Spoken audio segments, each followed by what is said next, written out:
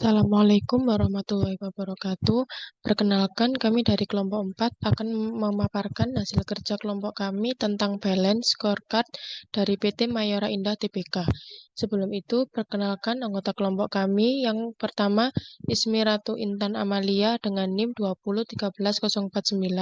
Saya sendiri Putri Rahmawati dengan NIM 2113038 dan Rusmi Rahayu dengan NIM 2113050. Materi yang akan kita bahas yaitu ada pengertian BSC, konsep BSC, perspektif BSC, dan kesimpulan. Materi yang pertama akan disampaikan oleh teman saya.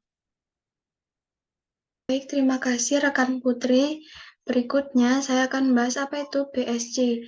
BSC atau Balance Scorecard adalah sistem manajemen strategi yang menerjemahkan visi, misi, dan strategi suatu organisasi dalam tujuan dan ukuran operasional.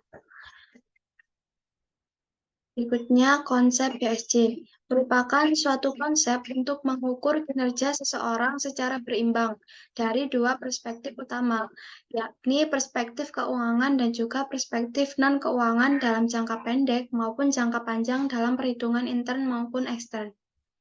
Selanjutnya,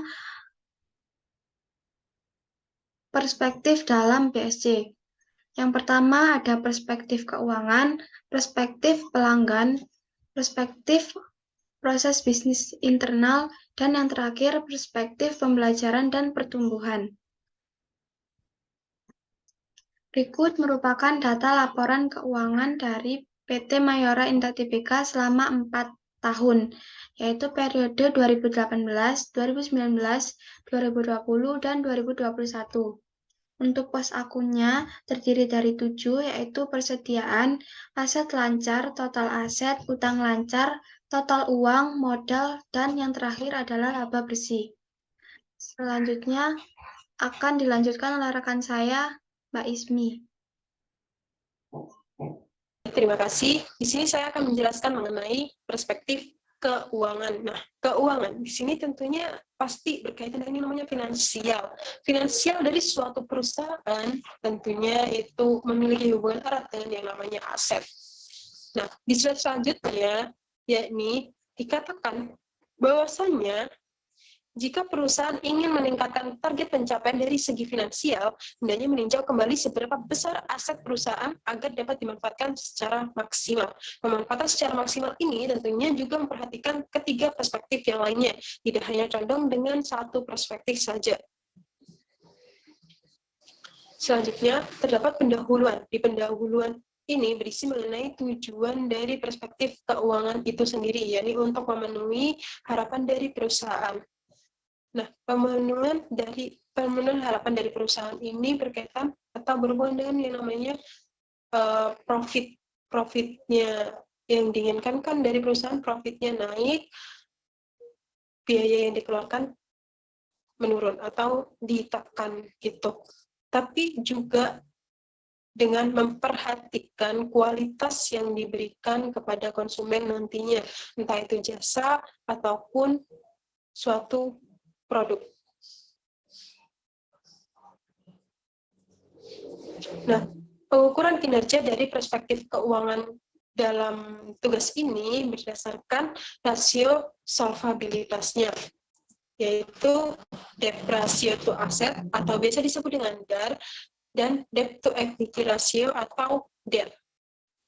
Selanjutnya, di sini terdapat rumus dari DAR dan DER-nya tadi, di mana rumusnya untuk DER itu total hutang dibagi total aktiva kali 100%, sedangkan DER-nya itu sama, namun dibagi dengan modal. Selanjutnya, ini ada perhitungan berdasarkan data yang disampaikan oleh rekan saya sebelumnya, dan berdasarkan rumus yang saya sampaikan sebelumnya juga. Di sini didapat nilai tertinggi dari DAR, yakni pada tahun 2018 dengan nilainya 51% dan nilai terendahnya itu sebesar 43% pada tahun 2021. Dan sedangkan untuk DER-nya, debt to equity ratio, itu nilai terbesarnya yaitu sebesar 100%. pada tahun 2018 dan nilai terendahnya pada tahun 2021 dengan nilai 75%.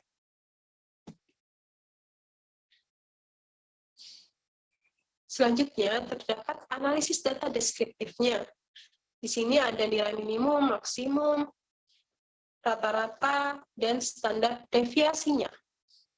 Nah, untuk nilai dari DER-nya sendiri, nilai rata-ratanya itu terdapat sebesar 46,3373, sedangkan standar deviasinya itu sebesar 4,11249 dan menunjukkan penyimpangan di sekitar rata-ratanya dengan nilai terbesar maksimumnya itu sebesar 51,44 dan nilai terendahnya atau minimum itu sebesar 42,97.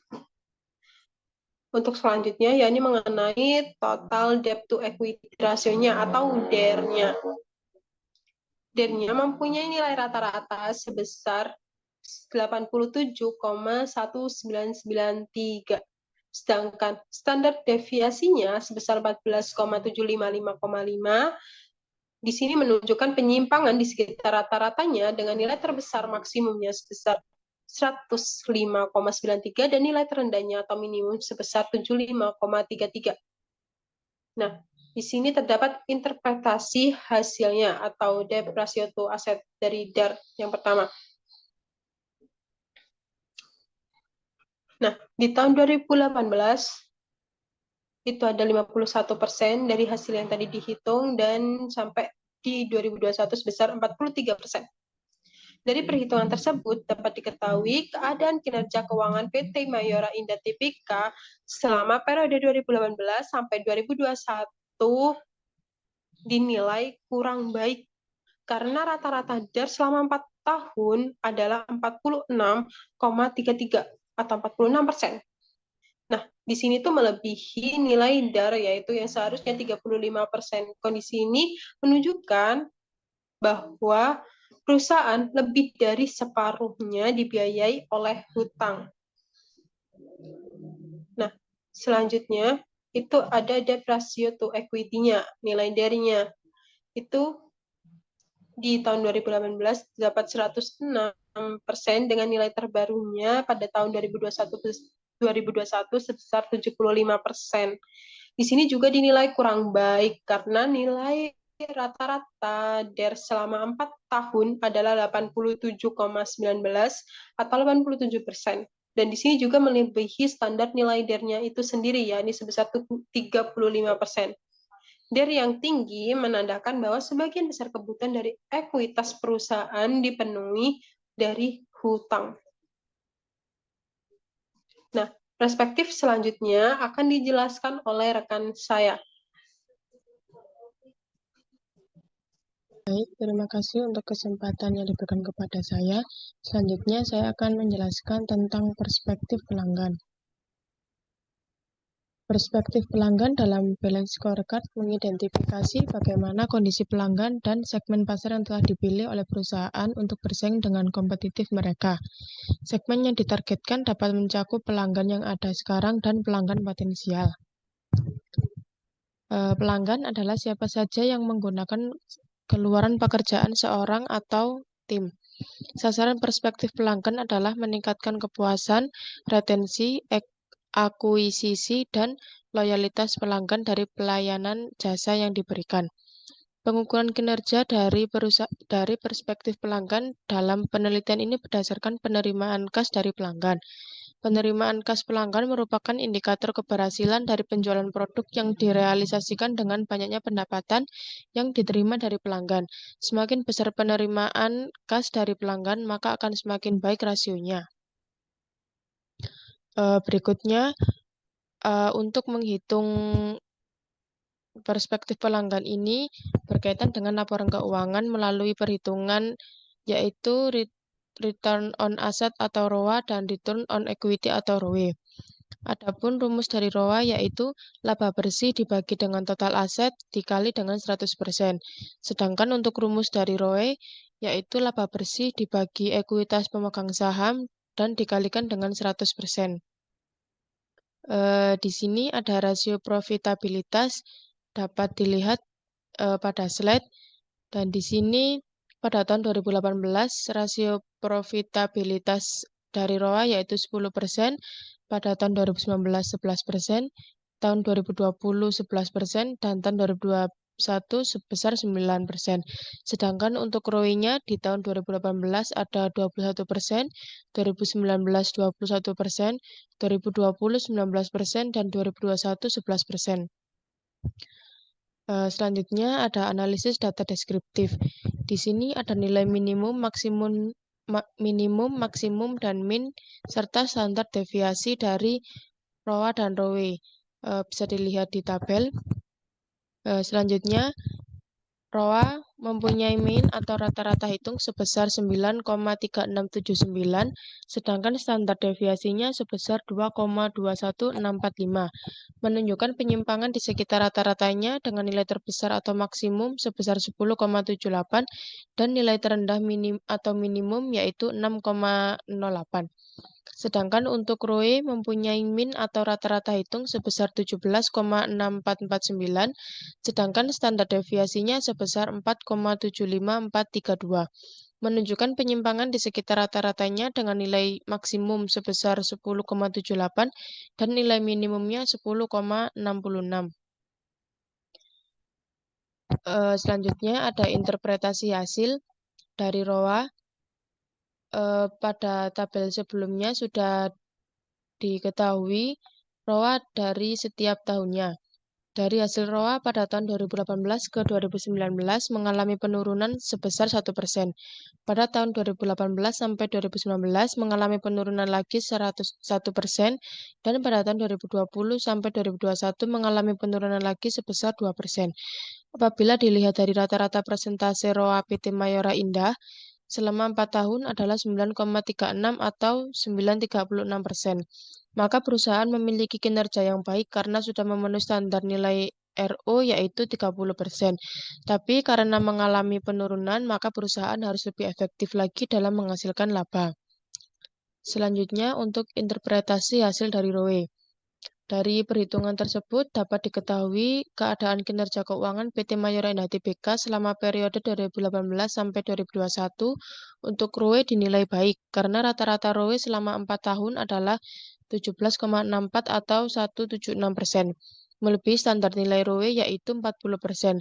Hal ini menunjukkan bahwa perusahaan mampu memaksimalkan perolehan laba dengan cara memaksimalkan ekuitas yang dimiliki. Selanjutnya akan dijelaskan oleh teman saya. Baik, terima kasih. Selanjutnya, yang ketiga yaitu perspektif proses bisnis internal atau internal business process,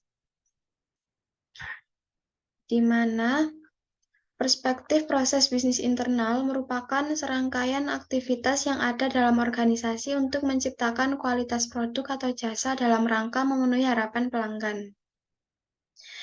Berikut merupakan menghitung skor perspektif proses bisnis internal yang diperoleh dari pencapaian hasil operating profit yang menggambarkan efisiensi biaya penjualan dan biaya produksi. Berikut tabelnya. Selanjutnya, pembahasan. Pengukuran kinerja dari perspektif proses bisnis internal dalam penelitian ini berdasarkan dengan operating profit.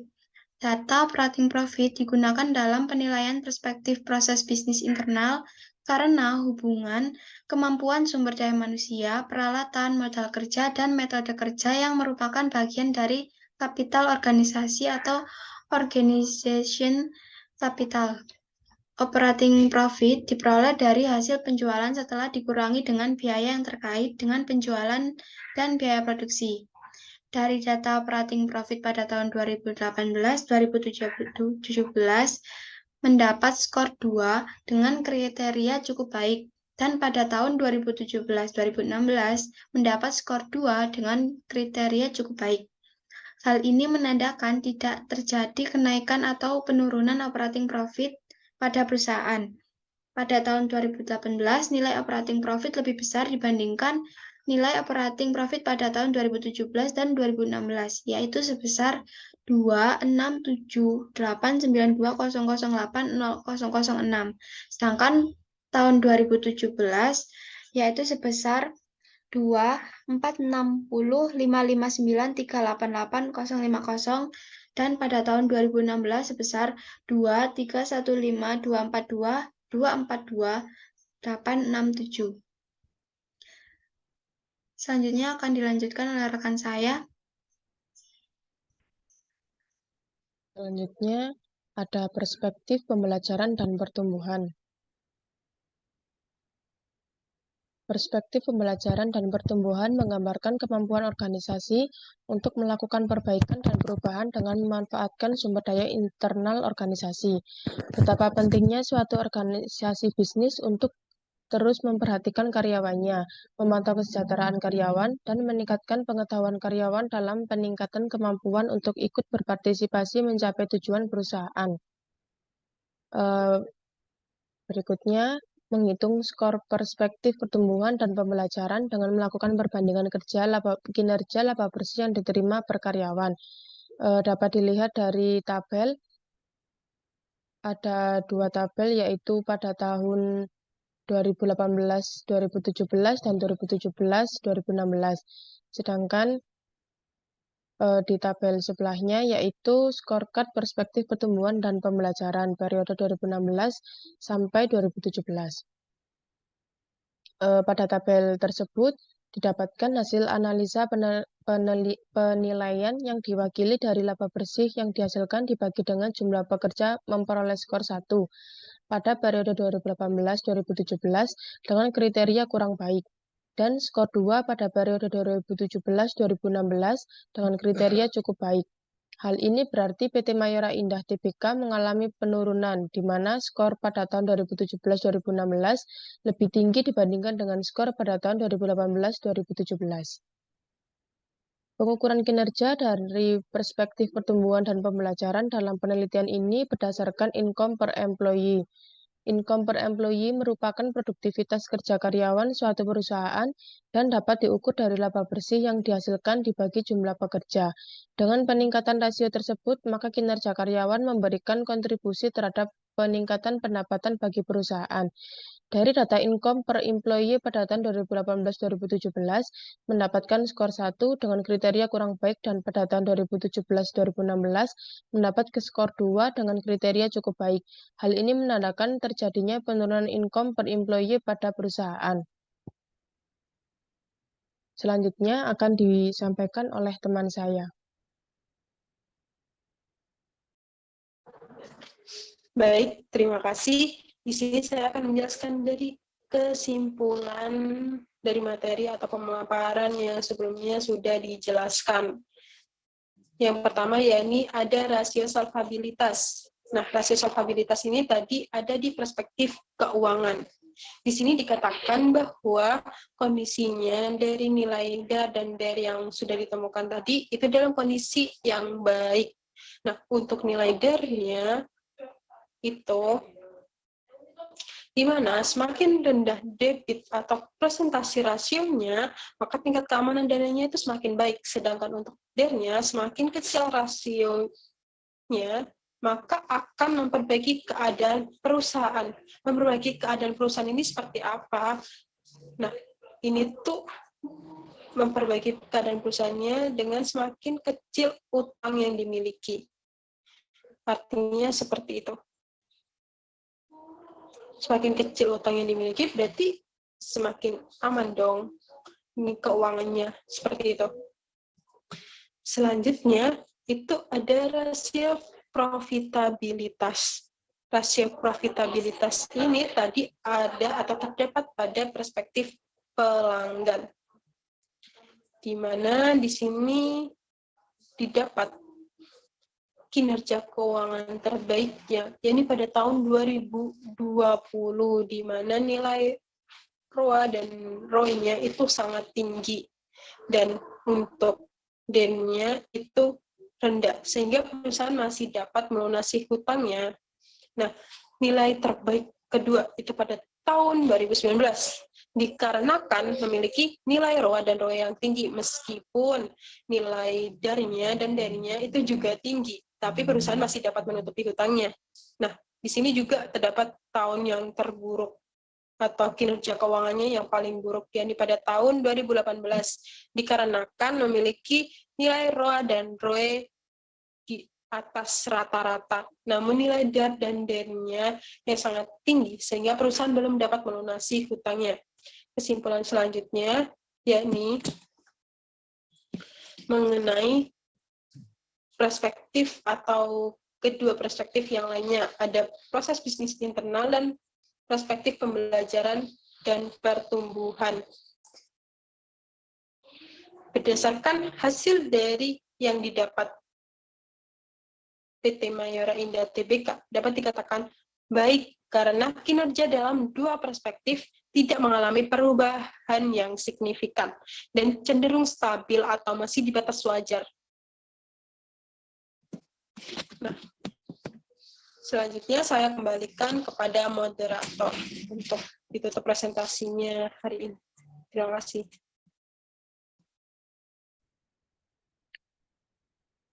Sekian presentasi dari kelompok kami.